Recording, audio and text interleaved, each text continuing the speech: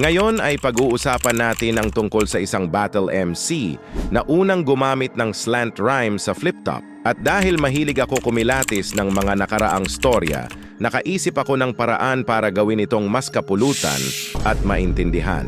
Gusto kong tiyakin sa iyo na ang ginawa ng taong ito nung panahong 2010 ay talagang napaka-advance.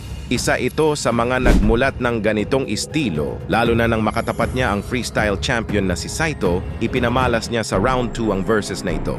Ayokong manglait ng kapwa pero mukha kang snatcher ng kwintas sa underpass ng Quiapo. Base sa impormasyon isinalaysay ng taong ito, ay slant rhyme ang kanyang ginawa, yung kapwa ni rhyme niya sa Quiapo.